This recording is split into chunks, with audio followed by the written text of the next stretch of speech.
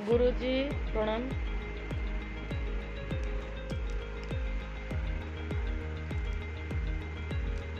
आज गोटे कथा मु शेयर करने को जाऊँगी। मोर ससुर को प्रबल ज्वर 10 दिन है, मुंड को भी ज्वर उठी जाइए। मु तो कटक रुहे। मुझे खबर पाइली मु गली। ज्वर तांको टोटाल ही छाड़ूना। पाख मेडिकल एडमिट होते जिते सेलाइन इंजेक्शन नेले भी सी भी छाड़ा ना। सी पूरा पागल हो गले। लोक को चिन्ह पारे ना। भुवनेश्वर किम्स की भी नहीं गले। तापर नहीं सारा पर डॉक्टर भी लास्ट वार्निंग देदेला जे लोक आ भल हो पार ना। ना कौन हो रिपोर्ट सीटी स्कान जिते करागला जे रिपोर्ट रे किसी ही बाहरलानी। डॉक्टर कहले कि निमोनिया होती, पुणी कहले किडनी भी खराब अच्छी एमती कहले। सी लास्ट पूरा कहीदेले। समस्ते कांद बबाड़े। मो सासू जी भी बहुत कांदु था, मो स्वामी जी भी सी भी बहुत कांदु था। सर मुझे अत व्यस्त हुई मु कौन करी मुझे बुझी भी पारे।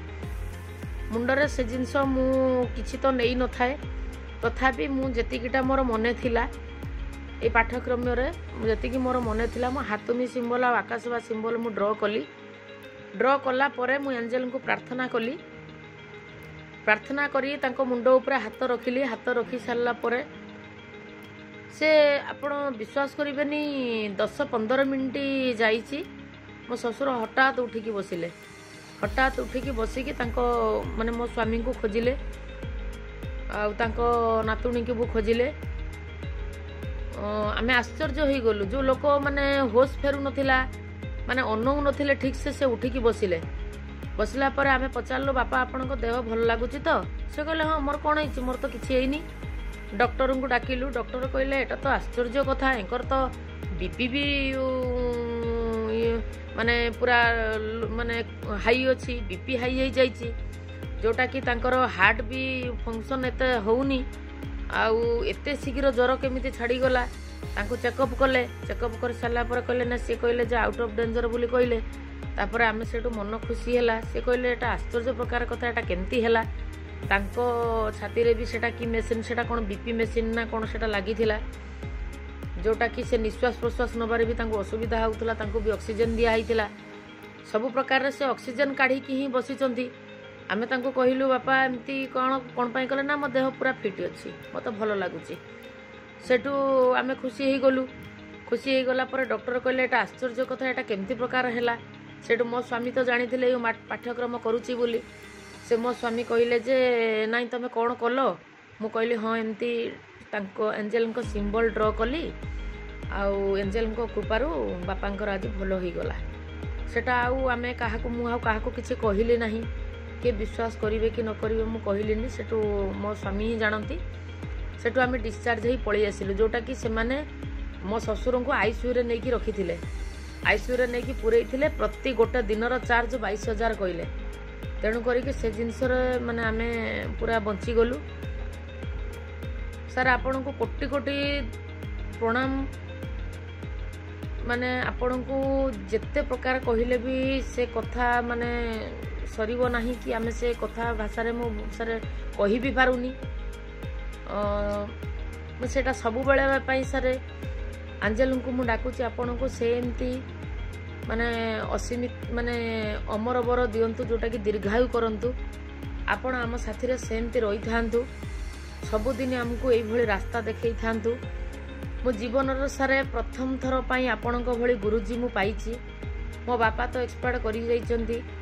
आपण को कथा मने पड़िले मो बापा कथा भी मने पड़े जे मो बापा थिले सबु बेले सखाळ उठी कहउथिले उठ ठाकुर को प्रणाम कर पाठ पाठ पढ़। अमकई टाइम रे ए जिनस कर समकई टाइम रे से जिनस कर। सबु बेले हमको बुझांती। सबु बेले हमको गाइडलाइन देखांती। आज भी आपण गुरु हे हमको गाइडलाइन देखैचंती। हमको रास्ता देखैचंती। आम परिवार आम संसार आमर केमिति भलरे आगो को बढ़िबो केमिति आमे आगो को उन्नति करिवु। स्वामी स्त्री भितर थिबा संपर्क केमिति भलरे चलिबो ये सब जिनस आमको सबु प्रकार रे आमको शिक्षा देइचंती। आम पिला छुआ केमिति पाठ पढ़िबे जोटा कि आमे एते सुंदर रास्ता आमे बाछिचु। मु भी केबे कल्पना करि नथिली जे सर आम मो माने ରାସ୍ତାରେ କେବେ ଏମିତି ଗୁରୁଜୀ ଆସିବେ, ଏମିତି ରାସ୍ତା ମୋତେ ଦେଖେଇବେ, ମୁଁ କେବେ ବି ସେଟାକୁ ବିଲିଭ୍ ବି କରିନଥିଲି। ଆଜି ଯେଉଁ ଜିନିଷ ମୋ ପ୍ରତି ମାନେ ଘଟିଥିଲା, ଯେଉଁ ଡିପ୍ରେସନ୍ରେ ମୁଁ ଥିଲି, ଆଜି ସେ ଡିପ୍ରେସନ୍ ମୁଁ ତ ହିଲିଂ ତ ଚଲେଇଛି। ତେଣୁ କରିକି ଡିପ୍ରେସନ୍ ମୋର ଆଗ ଅପେକ୍ଷା ଯେଉଁଟା ମୁଁ ସୁଇସାଇଡ୍ ଆଟେମ୍ପ୍ଟ ନେଇଥିଲି, ଏବେ ଏତେ ମୋ ମାଇଣ୍ଡ ରିଲାକ୍ସ ହେଇଯାଉଛି, ଏତେ ମୁଁ ସୁନ୍ଦର, ପଇସା ନଥିଲେ ବି ମୋତେ କୌଣସି ଟେନସନ୍ ବି ଲାଗୁନି, କିଛି ବି ମୋତେ ମାନେ ଅଶାନ୍ତି ଲାଗୁନି। ମୁଁ ସବୁ କଥାକୁ ବହୁତ ଧୈର୍ଯ୍ୟର ସହିତ ସମାଧାନ କରୁଛି। ଏତେ ସୁନ୍ଦର ମାନେ ଧୈର୍ଯ୍ୟ, ଏତେ ମାନେ ମୋତେ ଶାନ୍ତି ମିଳୁଛି, ଆପଣ ବିଲିଭ୍ କରିପାରିବେନି। ମୁଁ ସାର୍ ଆପଣଙ୍କୁ ମାନେ କେମିତି ଧନ୍ୟବାଦ ଦେବି ମୁଁ ସେଇଟା ବି ନିଜେ ଜାଣିପାରୁନି। ଆପଣଙ୍କର କଣ୍ଠସ୍ୱର ଦିନେ ବି ନ ଶୁଣିଲେ ସାର୍ ସେ ଦିନଟା ଆମକୁ ଭଲ ଲାଗେ ନାହିଁ। ସାର୍ କେଉଁ ଦିନ କ୍ଲାସ୍ ହେବ, କେଉଁ ଦିନ କ୍ଲାସ୍ ହେବ ସାର୍, ସେଇଟା ମାନେ ଏତେ ଇଏ ଲାଗେ ଯେ ସାର୍ କେଉଁଦିନ ଯେଉଁଦିନ କ୍ଲାସ୍ ହେବ ସେଦିନ ବହୁତ ଖୁସି ହେଇଯାଏ ସାର୍ ମୁଁ। କିନ୍ତୁ ଯେଉଁଦିନ କ୍ଲାସ୍ ନ ହେବ ସେଦିନ ସାର୍ ମାନେ ଦିନ ସାରା ତ ଦିନ ସାରା, ସଞ୍ଜ ହେଲେ ହିଁ ଯେତେବେଳେ 8ଟା ବେଳେ କ୍ଲାସ୍ ହୁଏ ସେତେବେଳେ ସାର୍ ମାନେ ଯେତେବେଳେ ବ୍ଲେସିଂ ମୁଁ କରେ ସେତେବେଳେ ସାର୍ ବହୁତ ମନେ ପଡ଼େ ଆଜି କ୍ଲାସ୍ ହେଇଥାନ୍ତା କି, ଆଜି କ୍ଲାସ୍ ନାହିଁ, ସାର୍ଙ୍କ ସ୍ୱର ଆମେ ଜାଣିପାରିଲୁନି, ଶୁଣିପାରିଲୁନି। ତେଣୁକରି ସେଦିନଟା ଆମକୁ ଭଲ ଲାଗେନି। ଯେଉଁଦିନ ସାର୍ ଯେଉଁଦିନ ମାନେ ଆମର ଜୁମ୍ କ୍ଲାସ୍ ହୁଏ, ଗ୍ରୁପ୍ରେ ସମସ୍ତେ ବସନ୍ତି, ଆପଣଙ୍କର ଯେଉଁ ବୁଝେଇବା ଶୈଳୀଟା, ସେଇ ବୁଝେଇବା ଶୈଳୀଟା ଏତେ ସୁନ୍ଦର ମାଇଣ୍ଡରେ ସେଟିଂ ହେଇଯାଏ, ସେଦିନ ମାନେ ମାନେ ଏତେ ଭଲ ଲାଗେ, ମାନେ ନିଦ ବି କେଉଁ ବାଟେ ହେଇଯାଏ ସେଟା ସାର୍ ଜଣା ବି ପଡ଼େନି। ସାର୍ ମୁଁ ତ ମିଛ କହିବିନି, ଆଉ ଯେଉଁ ଜିନିଷଟା ମାନେ ଭବିଷ୍ୟତରେ ଆମର ଏତେ ସୁନ୍ଦର ରାସ୍ତାର ନୂଆ ମୋଡ଼ ଆଣିଦେବ, ଏଟା କି କେବେ ମୁଁ ବିଶ୍ୱାସ କରିନଥିଲି। ଆଉ ମୋ ଘରେ ବି ସମସ୍ତେ ଏଇ ପଇସା ବାବଦରେ ବିରୋଧ କରୁଥିଲେ, ଏଇ କି କ୍ଲାସ୍ କରିବ, କି କ'ଣ କରିବ, ଏସବୁ ଦୁନିଆରେ କେତେ ଫ୍ରଡ୍ ଆସୁଛି, କେତେ କ'ଣ ଆସୁଛି। ମୁଁ ସାର୍ କାହା କଥା ମୁଁ ମାନିନି। ନାଇଁ, ନିଜେ ମୋର ରାସ୍ତା ପରିବର୍ତ୍ତନ କରିବାର ଅଛି, ମୋର ଜୀବନର ଲକ୍ଷ୍ୟ ବଦଳିବାର ଅଛି। ମୁଁ ଭଲ ଗୁରୁଜୀଙ୍କୁ ପାଇଛି, ମୁଁ କାହା କଥା ଶୁଣିବିନି। ସାର୍ ମୁଁ ଏମିତିକି ମୋ ସ୍ୱାମୀ କ'ଣ, ମୋ ମା' କ'ଣ, ମୁଁ କାହାରି କଥା ବି ଶୁଣିନି। କିନ୍ତୁ ଆଜି ମୋତେ ଏତେ ରିଲାକ୍ସ ଲାଗୁଛି, ଏତେ ରିଲାକ୍ସ ଲାଗୁଛି, ମୁଁ ମାନେ ଆପଣ ବିଲିଭ୍ ବି କରିପାରିବେନି। କିନ୍ତୁ ସତ କଥା ଆପଣଙ୍କୁ ମୁଁ ଏତିକି ପ୍ରାର୍ଥନା କରୁଛି, ଆପଣ ଆମ ସାଥିରେ ସେ ସଦା ସର୍ବଦା ରହିଥାନ୍ତୁ। ଆପଣଙ୍କୁ ଭଗବାନ ଦୀର୍ଘାୟୁ କରନ୍ତୁ, ଆପଣଙ୍କ ପରିବାର ଖୁସିରେ ରଖନ୍ତୁ ଭଗବାନ। ମୋର ଏତିକି ଶୁଭକାମନା। ଆଉ ସାର୍ ମୁଁ